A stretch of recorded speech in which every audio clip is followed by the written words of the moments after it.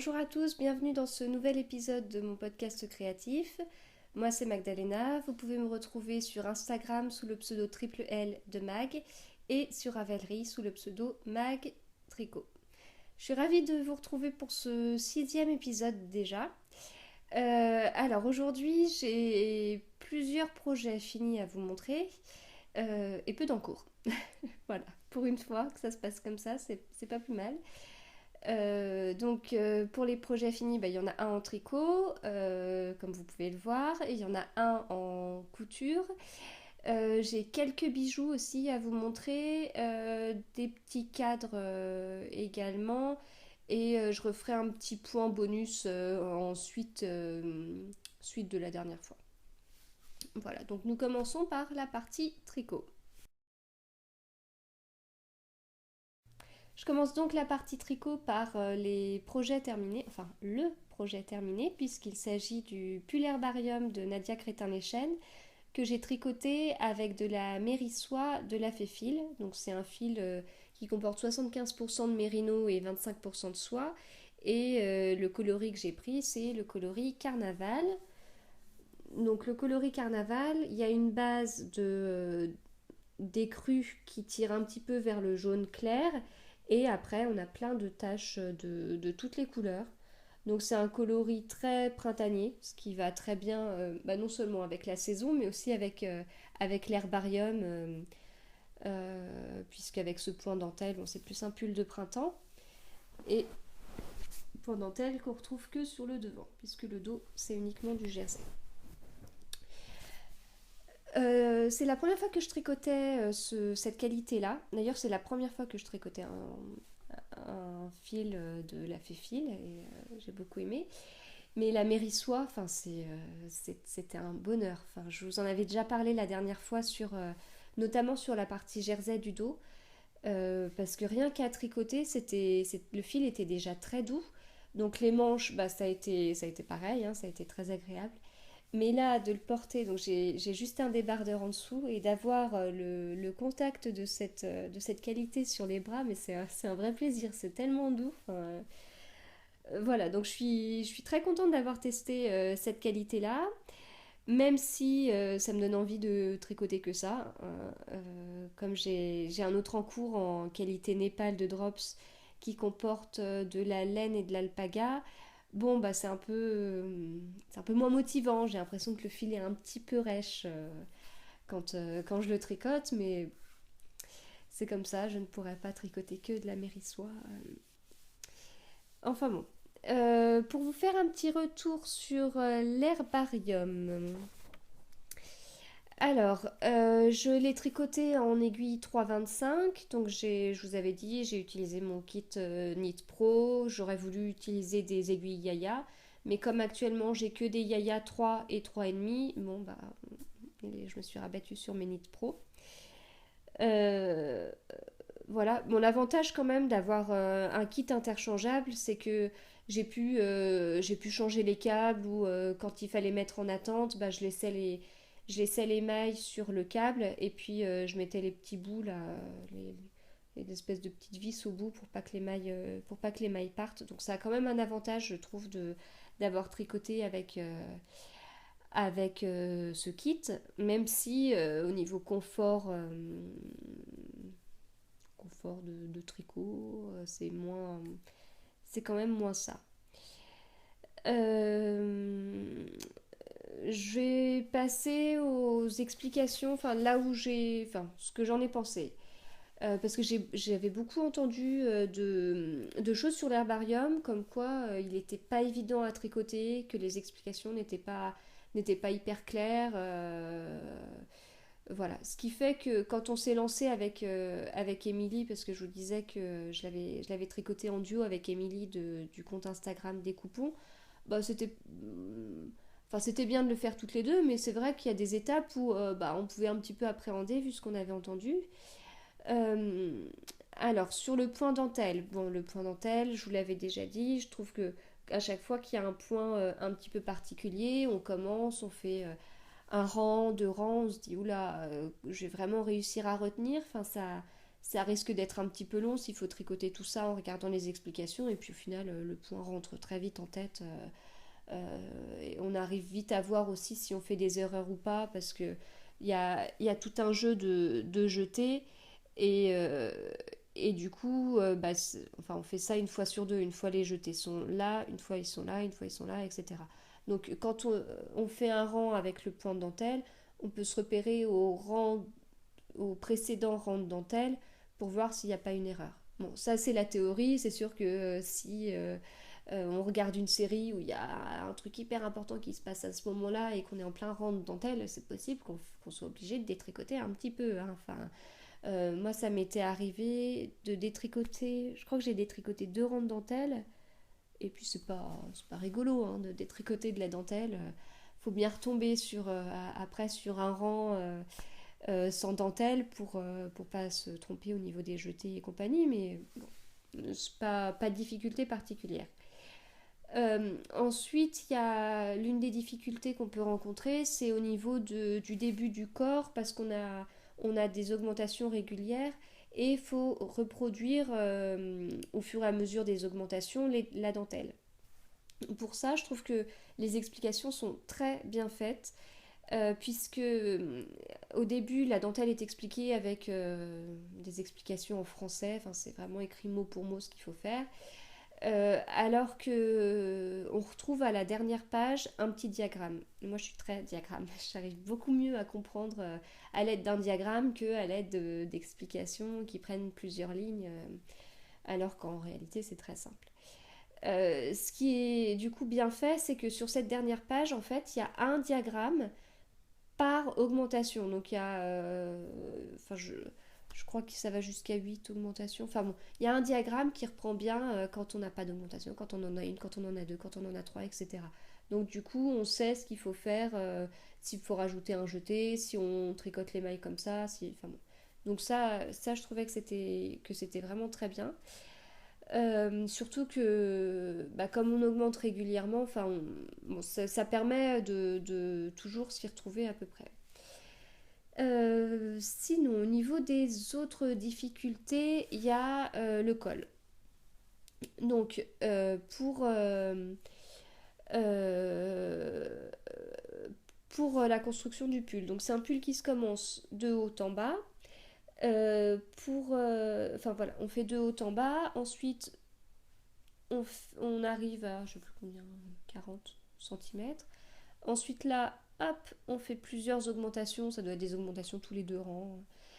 Et puis, il y a un moment donné où il faut séparer le dos et le devant. Quand on sépare, on commence d'abord par faire le dos. Il y a un moment donné où bah, faut mettre des mailles en attente au milieu pour le col. Donc, on fait une épaule, puis l'autre. Ensuite, on fait pareil pour le devant. Donc, à partir de là, on tricote en droit le point dentelle jusqu'à ce qu'on arrive ici où on laisse des mailles en attente. Et puis, on tricote une épaule et on tricote l'autre. La difficulté qu'il y a, c'est quand on tricote justement ces 2 épaules parce qu'il y a tout un système de mailles à laisser en attente. Et comme on continue petit à petit le point dentelle, c'est pas toujours évident parce que comme on fait un point dentelle raccourci, on peut se retrouver avec un nombre de mailles soit supérieur, soit inférieur, selon si on finit par un jeté, si en fait on doit faire des mailles ensemble. Enfin, donc là, j'ai trouvé que c'était un petit peu moins clair que toutes les augmentations qu'il y avait. Enfin, en fait, j'ai trouvé le début des explications hyper clair, mais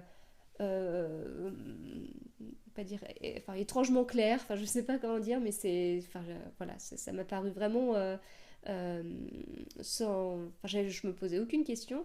Là, je trouvais que qu'il y avait enfin, un peu plus de flottement, mais presque comme si qu'on retombait sur des explications classiques, parce que les explications classiques, enfin la plupart du temps, on nous guide pas, on n'en prend pas autant par la main pour nous dire faut faire ci, faut faire ça. Donc là, je me suis débrouillée en faisant un peu au feeling, en recomptant mon nombre de mailles et compagnie. Donc ça m'a pas posé de grosses difficultés, mais effectivement, quand on a commencé en étant hyper cadré, le fait d'être là en l'étant moins, ça peut peut-être un peu perturber. Bon, je ne sais pas si vous avez compris tout ce que, tout ce que j'ai voulu dire. En même temps, je pense que les trois quarts d'entre vous ont déjà dû tricoter ce pull, donc ça doit tout à fait vous parler. Euh, voilà, d'ailleurs, vous pouvez me dire en commentaire ce que vous en avez pensé si vous l'avez fait. Mais enfin voilà. Après, normalement, une fois qu'on a fait tout ça, il faut faire les manches. Moi, j'ai plutôt fait d'abord le col. Je sais plus pourquoi. Enfin bon, j'ai d'abord fait le col. Ah bah si, parce que je voulais rallonger les manches. Et du coup, pour rallonger les manches, je voulais être sûre d'avoir assez de laine. Donc je me dis, je fais d'abord le col, comme ça après, tout ce qui me reste, ce sera pour faire mes deux manches. Donc effectivement, j'ai rallongé les manches, je les ai bien rallongées. Il y a même un petit plus, hein. Voilà, mais bon, c'est assez agréable comme ça. Pour les manches, bah, pas de difficulté, puisque les manches commençant là, il n'y a pas l'étape de rang raccourci qu'il peut y avoir si la manche commence ici. Donc voilà, pas de souci, il y a des diminutions régulières jusqu'au bout. Du coup, bah, j'ai fait deux modifications dans le patron. J'ai voulu rallonger le corps, ce que j'ai trouvé être une excellente idée sur le moment, parce en regardant les photos du modèle, je le trouvais un petit peu court. J'ai rallongé le corps peut-être de 2-3 cm, vraiment pas grand-chose. Sauf que après le blocage, le pull s'est un peu plus allongé, enfin plus que ce que je pensais en fait. Et du coup, j'ai un peu regretté d'avoir rallongé le corps parce que le blocage aurait suffi. Enfin, je pense que naturellement, le pull se serait allongé pile comme il aurait fallu et voilà. D'autant plus que c'était pas évident de mesurer le corps. Bah forcément, quand on tricote, on a fait nos augmentations, puis après on attend avec impatience d'être au fameux 40 cm et en se disant là, ça y est, c'est bon, ça va un petit peu changer. Je vais bientôt arriver à la séparation dos et devant et compagnie. Sauf que bah, le mesurer, bon déjà, moi j'ai essayé de me mettre bien à plat pour pas qu'il y ait de soucis, mais forcément comme c'est un point dentelle, bah, le point dentelle il remonte. Et comme le dos c'est du jersey, eh bien il y a une différence entre le devant et le dos. J'avais une différence de 8 cm quand je suis arrivée à 40-41 cm. Donc c'est quand même pas négligeable. Donc là, ça a été une grosse réflexion. Comment va réagir le pull? Comment le pull va-t-il réagir après le blocage? Donc logiquement, la dentelle va s'étirer. Si on a un dos et un devant comme ça, logiquement, le dos et le devant vont mesurer exactement la même taille. Le dos étant du jersey, bah, je me dis il faut mieux quand même se fier à la hauteur du dos. Donc j'ai fait, je me suis plus fiée au dos, mais c'est vrai que c'est un petit côté perturbant. Même si je suis d'accord, c'est logique, c'est tout ce qu'on veut, mais bon, ça fait un peu bizarre. Au début, je mesurais que le devant, je mesurais pas enfin, en mettant mon tricot autant à plat, donc je me fiais au devant, et je me dis, c'est pas possible, ça avance pas. Et puis après, bon, j'ai compris. Donc voilà, comme je disais, première modification, le corps. Après, bon là je ne vais pas vous montrer ce que ça donne en entier, hein. J'ai fait pas mal de photos pour le blog. Euh, Au final, comme je bouge, hein, comme je marche, comme j'avance, forcément le pull remonte un petit peu naturellement. Donc je, la longueur me gêne moins qu'au début. En fait, c'est vraiment quand le pull était sec et que je l'ai essayé, je me suis dit, ah, c'est vraiment très long. Ça descendait sous les fesses en fait.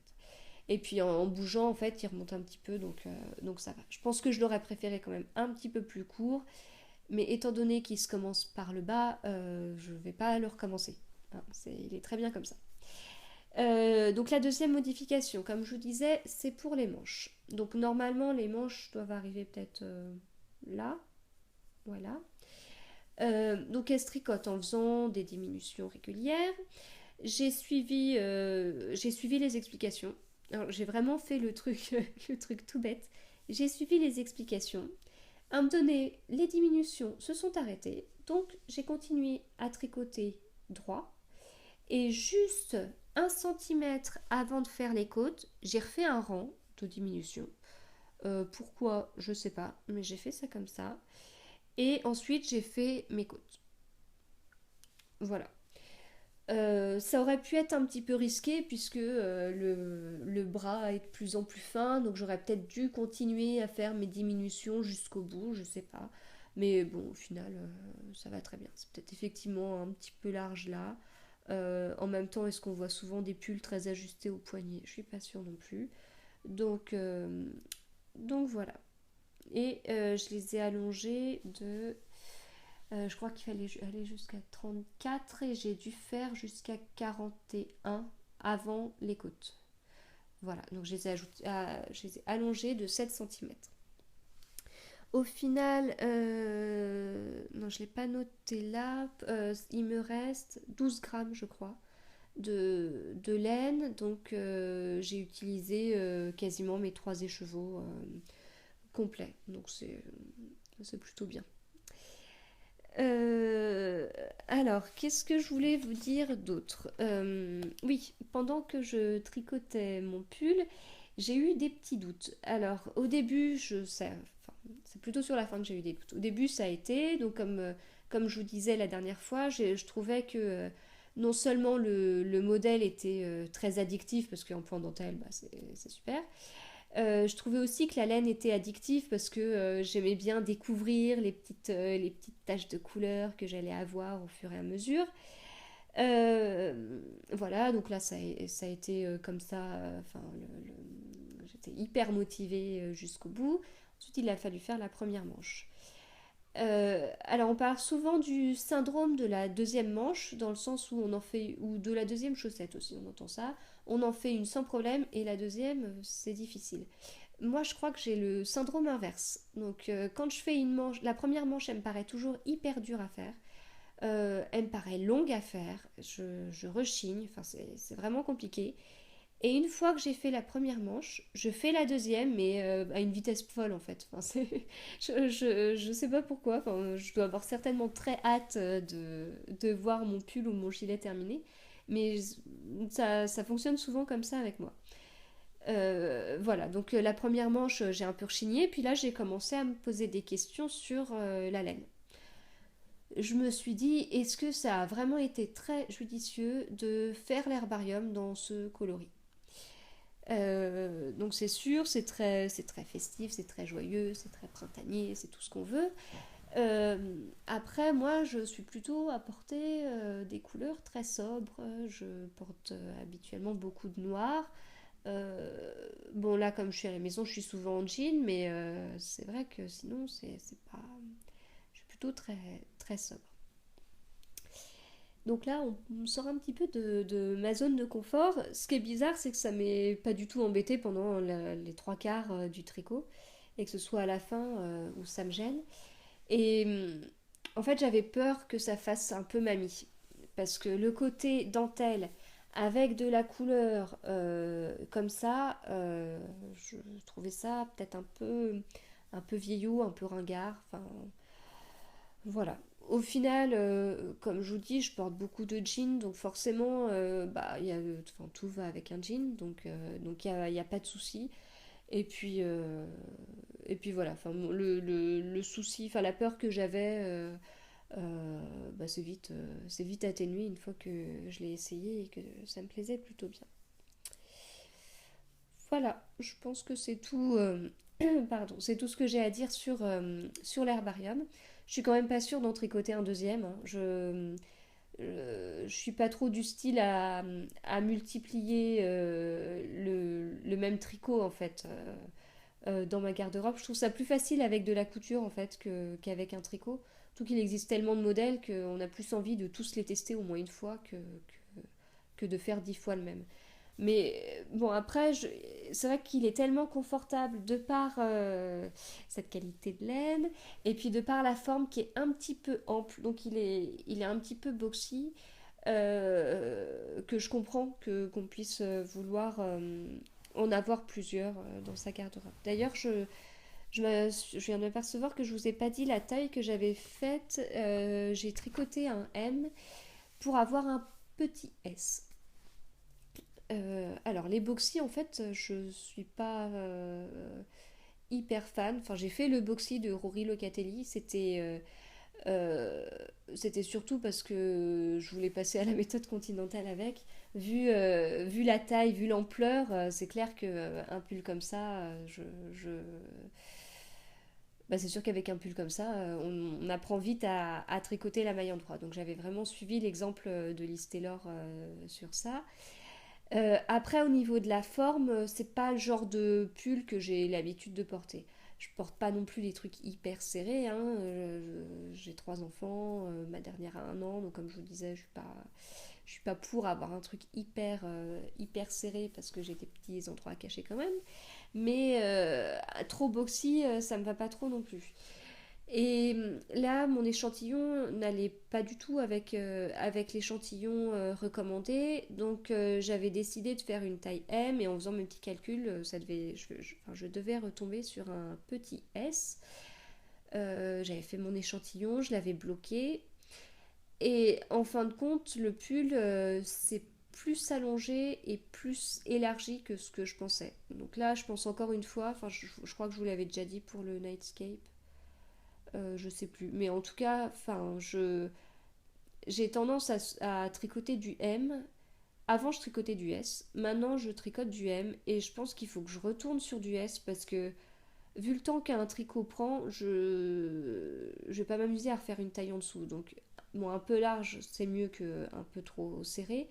Mais bon, enfin, voilà. D'autant plus que le blocage déformant un peu, élargissant un peu la laine, bon, faudrait peut-être mieux que je parte sur du S pour les prochains. Voilà. Alors, au niveau en cours, bien en cours, j'ai toujours un tricot test que je n'ai pas encore terminé. Voilà, mais c'est mon seul en cours, et ça c'est quand même bien. Alors, dans les projets à venir, donc il y en a un dont je vous ai déjà parlé, donc je vais vous en reparler pour la troisième fois, hein, pour vous montrer à quel point j'ai hâte de le faire. Il s'agit du Solaris de Mélanie Berg. Alors, depuis peu, je mets tout dans une sorte de planeur. En fait, c'est un petit classeur. Mais je vous en parlerai plus tard, ou en tout cas je referai un petit point sur mon blog parce que j'avais déjà fait un article sur le Bujo en disant que j'adorais le bullet journal, que c'était trop bien et en fait j'ai tout recommencé pour faire une sorte de planeur. Voilà, donc je vous expliquerai pourquoi et ce que j'en pense et compagnie. Donc voilà le Solaris de Mélanie Berg que je compte faire sans surprise, puisque je vous le répète à chaque fois, avec de la Malabrigo Sock, donc 2 écheveaux du coloris Pearl, et un écheveau de Malabrigo Sock aussi en coloris Diana. Voilà, avec ce fil qui change. C'est rigolo, on peut voir ce qu'il va y avoir après. Qui change complètement de couleur. Donc du coup, normalement sur le Solaris, on a une couleur principale et 5, je crois, 5 couleurs contrastantes. Je regarde. Ouais, 5 couleurs contrastantes. Du coup, moi, je vais faire juste une couleur contrastante, enfin juste avec cet écheveau, je ferai les 5 couleurs, puisque comme ça change de couleur, voilà, ça, je pense que ce sera pas mal. Donc ça, c'est le prochain projet je,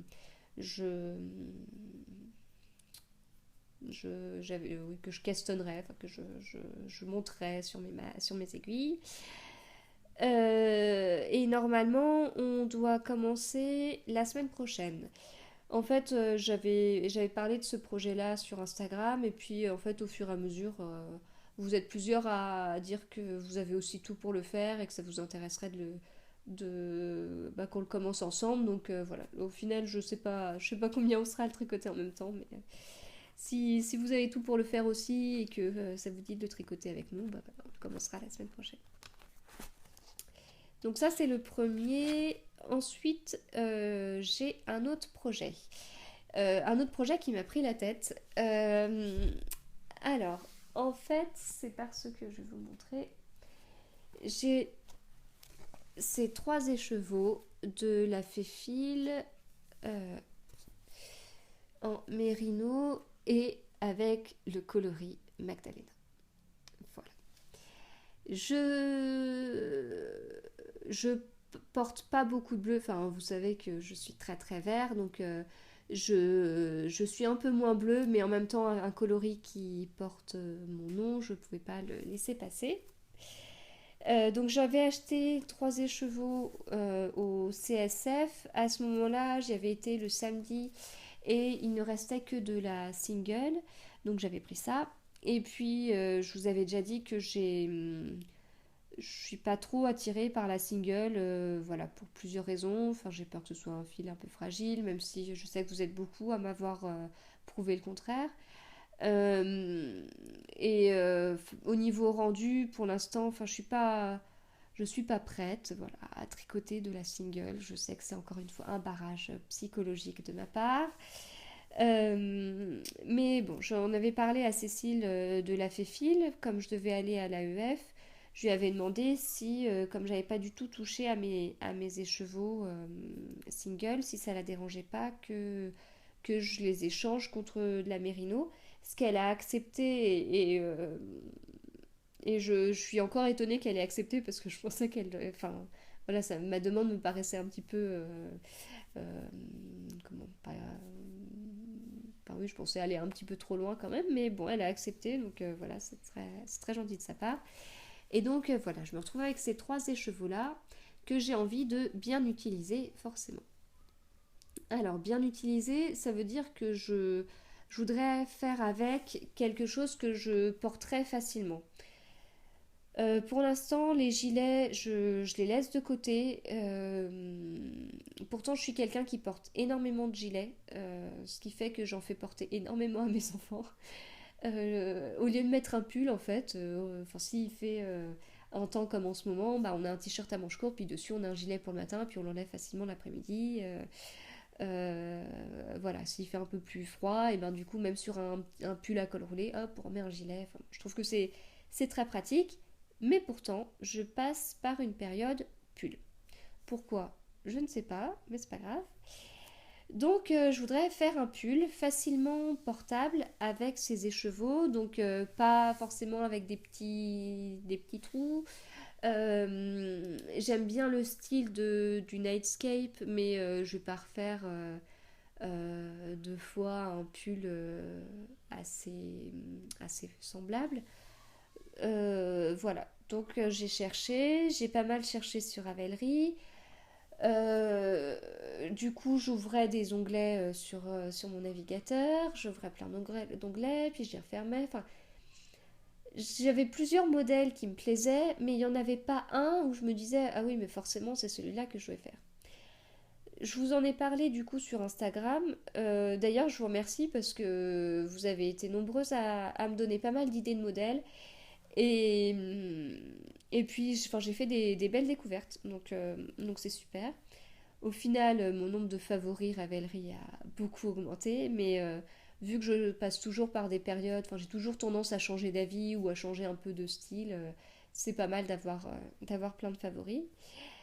Euh, et j'ai trouvé le modèle qui me plaisait, que j'imaginais vraiment bien avec cette laine, et puis vraiment un modèle comme je voulais, enfin, qui me paraît facile à porter. Et il s'agit du modèle Cinecittà de la maison Rilly.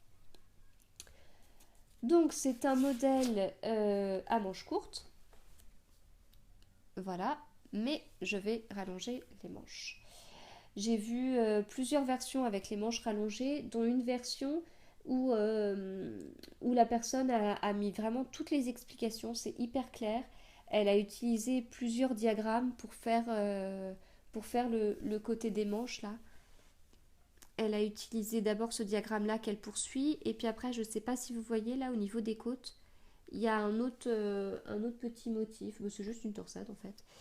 Et elle a utilisé ce diagramme-là pour finir la manche. Donc voilà, ça me plaisait plutôt bien. Et alors, comment je vais vous montrer ça? Je voulais vous montrer parce que sur le côté, il y a une petite fantaisie. Je sais plus si on voit au début. Non, on ne voit pas. Hop. Voilà. Il y a une petite fantaisie sur le côté puisque le pull remonte légèrement. Alors, attention pour le bruit. Je suis vraiment motivée par faire ce pull, mais je vais pas commencer un en cours en plus alors que j'en ai un autre à. Enfin, j'ai un en cours, j'ai un projet que je vais commencer la semaine prochaine, donc voilà, il va falloir être un petit peu raisonnable. Après, c'est un. Enfin là, le pull Chinichita, c'est un pull qui se tricote normalement en laine sport. Donc là, on est sur de la fingering. Il va falloir que je vois au niveau de l'échantillon comment c'est. Normalement, c'est un échantillon de 23 mailles. Donc ça me paraît quand même peu de mailles pour avoir 10 centimètres. Donc voilà, il va falloir que je fasse un échantillon, que je fasse des tests. Le pull a l'air un petit peu large, donc il va falloir que je vois la bonne taille à faire. Et surtout que je pense encore plus au blocage, même si je fais un échantillon qui est bloqué et compagnie, il faudra bien que je pense à ça et que je me retrouve pas avec un pull qui soit encore trop ample, quoi. Voilà. Bah sinon j'ai rien d'autre à vous dire sur la partie tricot. Je n'ai pas fait d'autres achats. J'aime bien quand je vous dis ça parce que je trouve que du coup je passe pour une fille super raisonnable. Euh, Bah, voilà, comme je vous disais la dernière fois, de toute façon, j'ai quand même des écheveaux qui m'attendent. Je les ai pris j'allais dire pour des projets précis. Non, je compte les utiliser en tout cas avant de faire d'autres achats. Même s'il y a plein de coloris qui me plaisent, notamment chez la Féfil. Enfin, il y a vraiment beaucoup de coloris qui m'intéressent, mais voilà, je vais d'abord utiliser ce que j'ai et ensuite on verra. Bon, bah du coup c'est fini pardon pour la partie tricot et on va passer à la partie couture.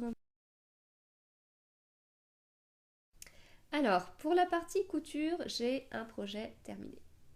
Alors, je suis toujours contente quand je dis que j'ai un projet terminé en couture, hein, parce que comme vous savez, j'ai été un petit peu fâchée avec ma machine à coudre.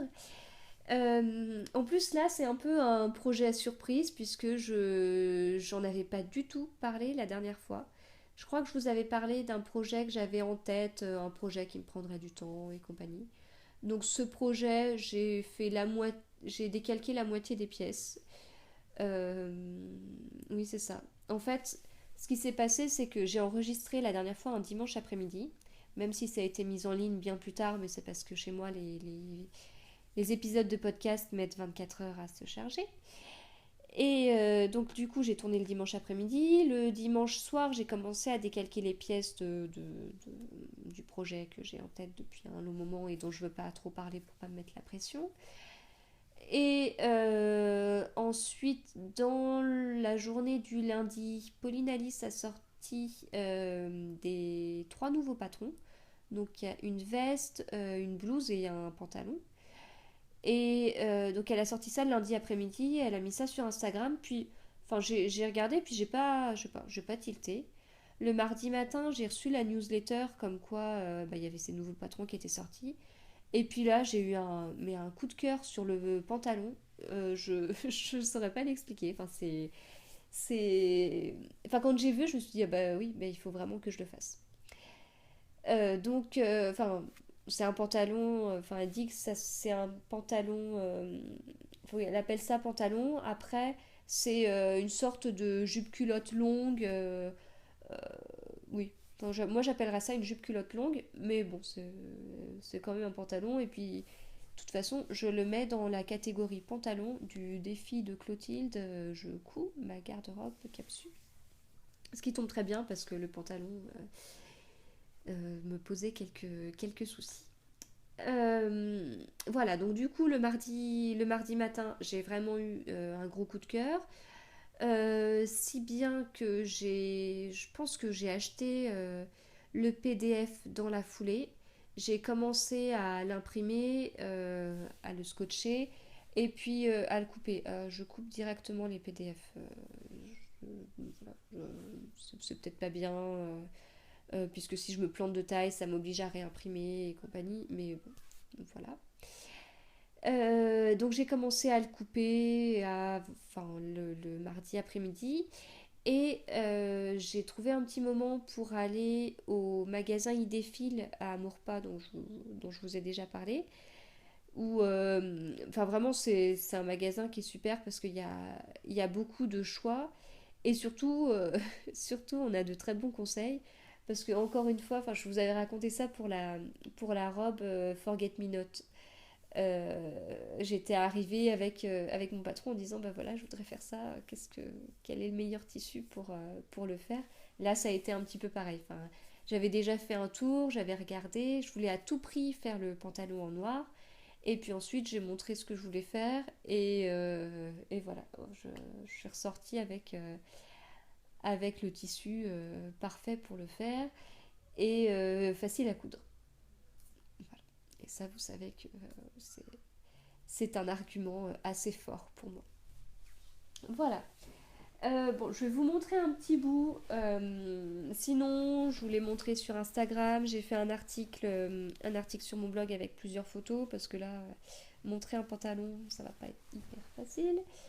Oh là, puis en plus, du noir, ça change complètement la couleur. Bon, bref, rapidement, du coup, un pantalon qui est large.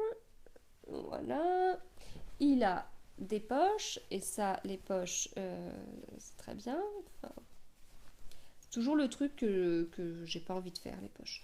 Donc s'il y a le choix, je prends la décision de ne pas faire de poches. Là, je les ai faites, et après, voilà, il y a une ceinture avec des petits passants. Comme j'étais fâchée avec ma machine à coudre et que même pour coudre un tout petit shorty en dentelle, j'avais réussi à me prendre la tête avec la machine, je me suis dit que là vraiment j'allais y aller sans stress. Donc comme je vous disais, ressortir la machine le soir, une fois que les enfants sont couchés, avec la lumière du jour, puisqu'on a changé d'heure et que c'est très bien. Voilà, vraiment un projet no stress. J'y arrive, tant mieux. J'y arrive pas, je recommence, mais calmement, sans m'énerver. Et ça a très bien marché. Voilà. Et ouais, je suis contente. Je ne me suis pas énervée contre ma machine à coudre. Avec ce tissu, donc c'est du 100% polyester, j'ai eu aucune difficulté pour le coudre. Donc, comme d'habitude, j'ai fait des tests. J'ai passé plus de temps sur cette partie test. Je pense que j'ai trouvé très rapidement les bons réglages. Enfin, il y a pas grand-chose à faire. Euh, mais, euh, mais même une fois que je voyais que j'avais les bons réglages, bah, par acquis de conscience, j'ai refait. Enfin, j'ai recousu dans des chutes de tissu, l'histoire de... En fait, juste pour avoir confiance pendant l'assemblage du projet. Ça, une fois que le projet serait assemblé, enfin bon, vous comprenez, à ce moment-là, s'il y avait un petit bug, un petit truc qui allait pas, je sais que j'aurais pu me dire, bah tiens, je comprends pas parce que j'ai tellement bien testé qu'il n'y a pas de raison que ça marche pas. J'ai aussi bien pris une aiguille neuve. Comme je vous avais dit la dernière fois, c'est peut-être un de mes petits soucis de ne pas assez changer mon aiguille. Et puis voilà, enfin, j'ai bien passé le temps.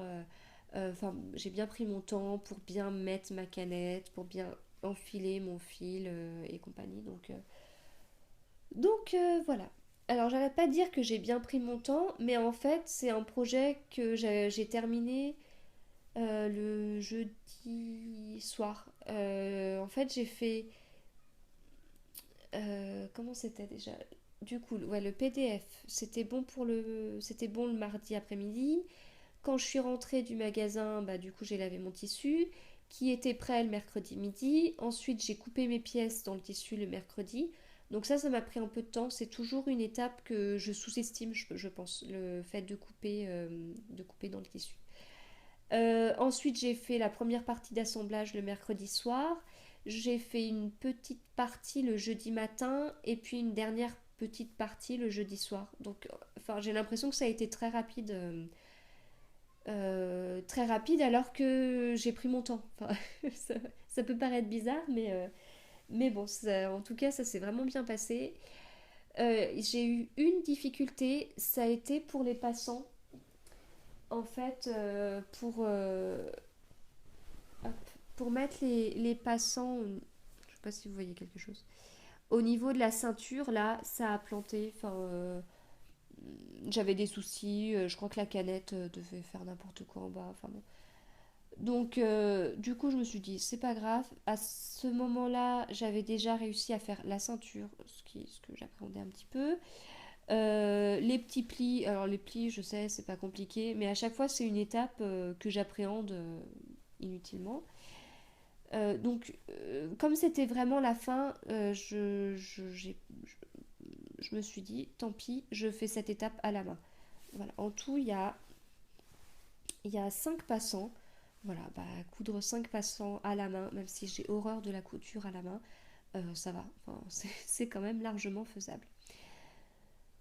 Euh, voilà, donc vraiment pas. Enfin, je regarde si. Non, je vous ai tout dit. Du coup, vraiment pas de difficulté. Euh, Bien sûr, une petite appréhension pour le rendu final, parce que j'avais vu, j'avais vu pas mal de personnes sur Instagram qui étaient intéressées par ce pantalon et qui hésitaient à se lancer par peur du rendu sur elle. Euh, Moi, je suis pas encore très habituée à coudre, donc c'est vrai que j'ai moins l'œil en fait pour savoir les vêtements qui me vont ou qui me vont pas. Si je vais dans un magasin, je vais prendre des choses qui me plaisent, j'essaye en 2 secondes et puis si ça me va pas, bon bah je range quoi. J'avais déjà eu ce souci-là pour les robes, je vous en avais parlé en janvier quand j'avais fait la robe Forget Me Not et la robe Aldaya. Bon bah maintenant je sais qu'il faut plus que je m'oriente vers des robes qui sont serrées à la taille parce que la robe Forget Me Not ça ne va pas du tout. Bon, là, du coup, pour le pantalon, vu le coup de cœur que j'ai eu, j'y ai été comme ça, sans... et puis en me disant, bah, tant pis, hein, on verra bien à la fin. Au final, bah, j'aime bien le rendu. Sur les photos que je vous ai montrées, je le portais avec un petit chemisier. Du coup, enfin, je l'ai plus imaginé avec un petit côté chic. Après, je pense que j'ai pas testé, mais avec un débardeur et des tongs, je pense que ça passe très bien aussi. Voilà. Donc rien de particulier. Si vous hésitez, je vous conseille de le faire quand même parce que c'est tellement rapide à faire que, que ça vaut le coup. Voilà. Sinon, au niveau des projets à venir, bah, j'ai toujours en tête le projet dont je vous parlais là, où j'ai pas plus avancé que ça sur la partie décalquer les parties du patron. Étant donné que à chaque fois que j'enregistre un épisode de podcast, après j'ai une sorte d'hyper motivation et je fais plein de trucs dans la soirée, plein de petits trucs que j'ai en tête. C'est possible que ce soir je finisse de décalquer ces pièces-là. Et au niveau achat, bah rien de particulier, mis à part le polyester noir que j'ai utilisé pour faire le pantalon botanique de Pauline Alice. Voilà, on peut donc passer à la dernière partie, autre activité créative, je ne sais plus comment je l'ai appelée, mais bref, on passe à la dernière partie. Alors, dans cette partie, il y a 3 choses, comme je vous disais, bijoux, des petits cadres et un mini retour sur le bonus de la dernière fois. Je vais commencer par les bijoux. Alors, j'ai encore eu une petite frénésie créative, là, comme je vous le disais la dernière fois. Bon, c'était vraiment une petite par rapport à la dernière fois où ça m'a pris pendant une journée et demie. Là, en fait, ce qui s'est passé, c'est que j'ai fait une commande chez Pearl Corner que j'ai reçue mardi. Oui, mardi. Et comme j'étais pas là mardi, du coup, j'ai tout récupéré mardi soir. Et comme j'étais crevée, j'ai regardé ma commande et je dis ah trop bien, c'est chouette. Puis j'ai mis ça de côté. Mercredi matin, j'ai ressorti tout ça et puis voilà, j'ai commencé à utiliser ce que j'avais acheté. J'ai pas encore tout utilisé, mais j'en ai quand même utilisé une bonne partie, je trouve. Alors, dans ce que je vais vous montrer, il y a 3 bracelets et un collier. Alors, premier petit bracelet. C'est un bracelet encore une fois avec un œil. Voilà, donc l'œil à l'intérieur, il est c'est un violet bordeaux et il est entouré d'un bleu gris. Voilà, ensuite le tour c'est du zamac doré. Pareil pour les perles polygones là. Et la chaîne, c'est une chaîne en laiton doré à leur fin. Voilà. Et puis, je ne sais pas si c'est utile de vous le rappeler à chaque fois, j'ai toujours ma chaînette de 5 cm pour ajuster le bracelet. Donc je vous avais déjà montré un bracelet avec un œil. Là, les couleurs sont différentes, donc ça change un petit peu. Puis, en fait, ces connecteurs sont très difficiles à prendre en photo, donc j'espère que ça passe mieux là sur la vidéo. Mais la couleur, hop, la couleur là, le bleu gris, mais il est tellement beau. Enfin, on a l'impression que ça change de couleur en fait. Donc c'est dommage que ce soit difficile à prendre en photo, mais en vrai il est vraiment chouette. Donc c'est pour ça que j'étais contente qu'il y ait d'autres couleurs. Voilà, ensuite j'ai fait 2 bracelets du même style avec des feuilles, puisque vous savez, l'été apparemment sera tropical, hein, c'est la tendance.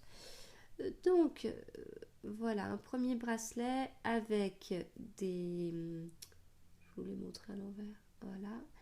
Avec des perles de bohème qui sont roses.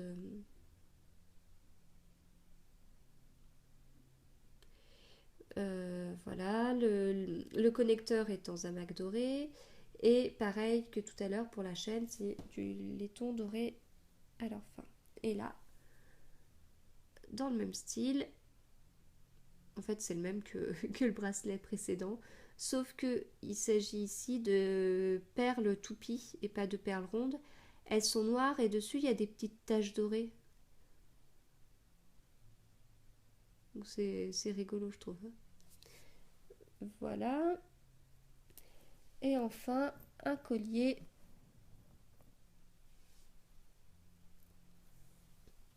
avec encore une fois une petite feuille en pendentif. Et toujours pareil, la chaîne dorée à leur fin. Et là, hop, le petit pendentif est accroché à une petite pile de perles. Alors, il y a des perles Miyuki, là, les perles dorées. Et en dessous, les perles noires grises, là, qui brillent beaucoup. Ce sont de petites perles de bohème. C'est des perles à facettes. Et là, pareil, voilà. Et donc, c'est un collier.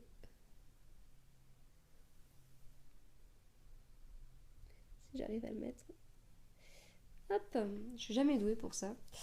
Voilà, qui fait à peu près cette dimension-là. Je dis à peu près parce qu'il y a toujours ma chaînette de 5 cm, donc voilà, chacun le met un peu comme il veut, mais voilà ce que ça donne. Alors, si j'ai pas fait plus de bijoux que ça, c'est voilà, c'est entre autres parce que tout bêtement, il me manque des fermoirs. C'est bête, hein.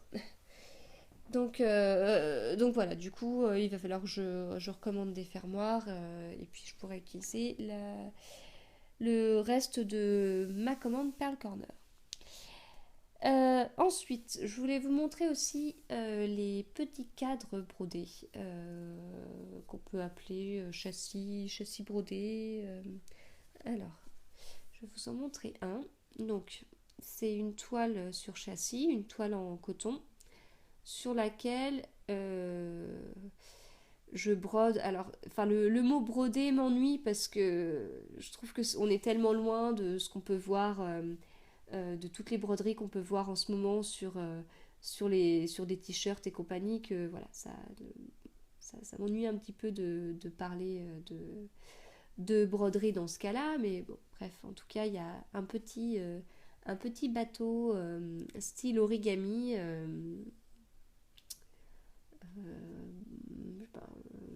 fait, voilà, fait avec un fil de coton. Voilà, donc ça. Enfin là, la dimension c'est 10 par 10. Je vais aussi en faire en 20 par 20. Et 20 par 20, c'est la dimension que j'ai utilisée pour faire les cadres dans la chambre de mes enfants. Mm. Voilà pour ça. Et voilà, pour finir, je suis désolée, je pars un peu dans tous les sens là. Je perds la mémoire, je viens de me souvenir de ce dont je voulais vous parler à la fin. C'est donc vous faire un petit retour, un petit bonus plus, suite à ce que je vous disais la dernière fois sur lire et tricoter. Donc je vous disais que que j'adorais lire, que j'étais très livre papier, mais que tricoter et lire avec un livre papier en même temps, c'est un peu difficile. Donc j'avais testé l'appli Kindle, ce qui m'a permis de terminer très vite le Gardien de phare de Camilla Lackberg, que j'ai d'ailleurs beaucoup aimé. Et je suis contente parce que je sais qu'il me reste deux autres à lire. Euh, voilà, et puis j'avais quand même des doutes sur le fait, enfin sur le confort de lecture via l'appli Kindle. Comme c'est une application pour iPad, j'avais peur que ça m'esquinte les yeux en fait. Et comme j'ai les yeux un peu fragiles en ce moment, enfin je fais, je sais pas, je fais des sortes d'allergies, enfin c'est, ou alors je regarde trop les écrans, enfin j'en sais rien, mais il y a un truc qui va pas. Donc voilà, ça m'ennuyait un petit peu et je me posais la question avec la Kobo de Fnac, la liseuse de la Fnac. En commentaire, vous m'avez fait pas mal de retours sur ce que vous faisiez, sur ce que vous utilisiez. Et je vous en remercie d'ailleurs. Du coup, j'ai testé ces derniers temps avec justement la liseuse Kobo que j'ai ressortie, que j'ai mise à jour. Je dois l'avoir depuis peut-être 6 ou 7 ans, je crois. Euh, et enfin, elle fonctionne, elle a l'air de toujours bien fonctionner. Donc voilà ma petite liseuse. Je sais pas si c'est toujours ce modèle-là qui se vend, je ne pense pas, mais en tout cas, j'ai bien pu la mettre à jour.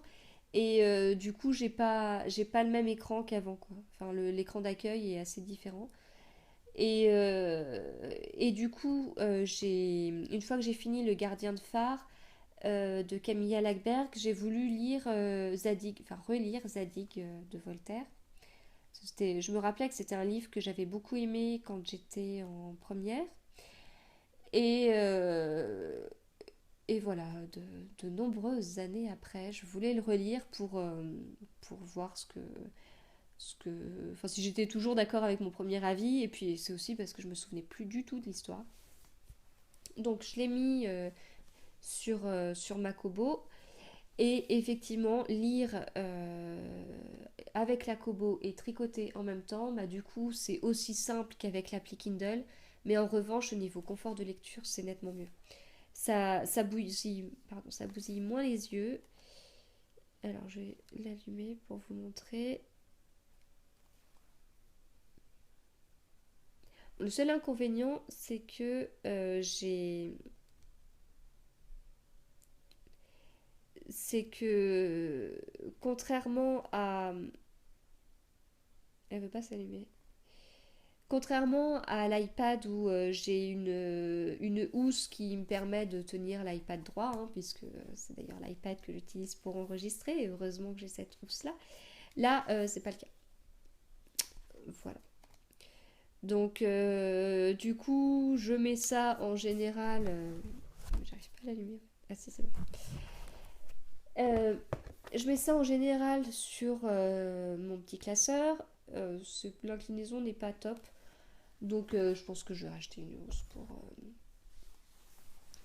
pour que ce soit plus simple.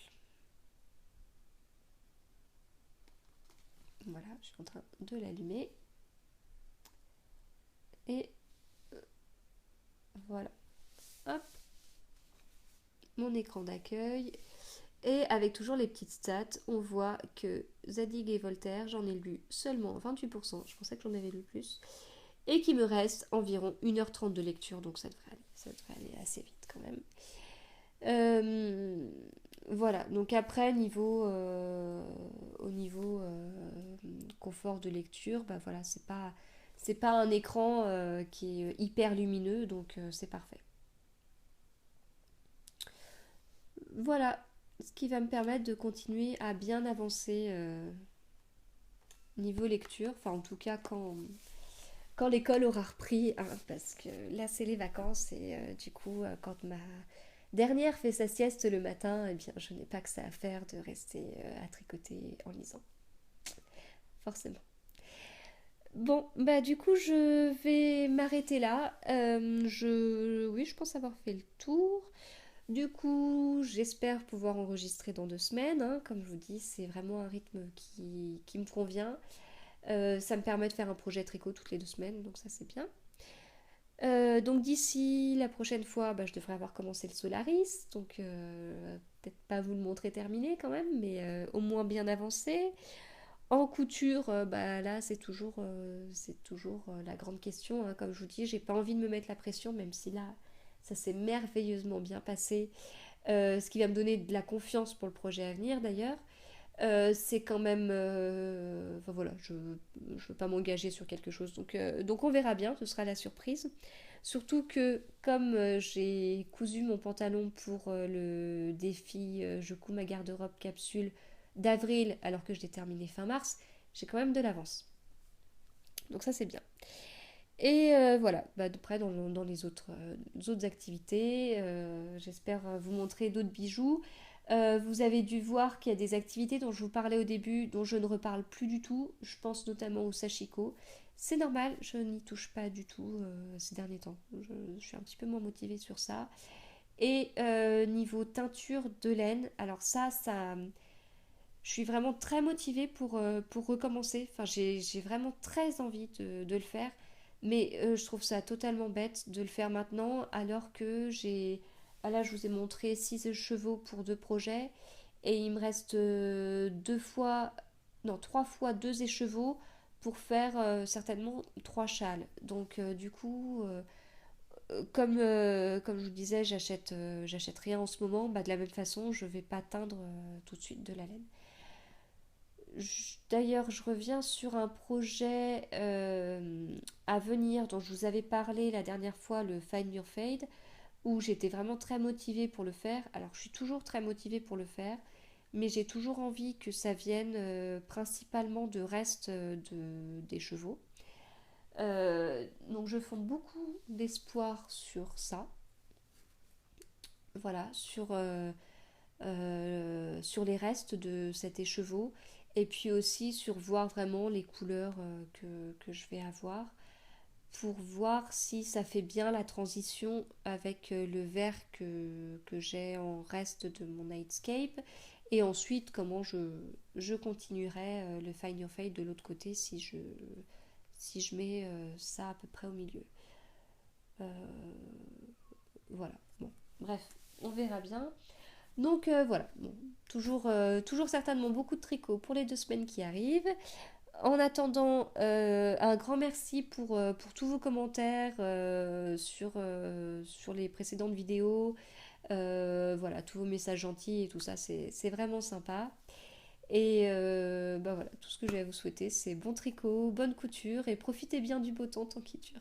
Voilà, allez, à bientôt.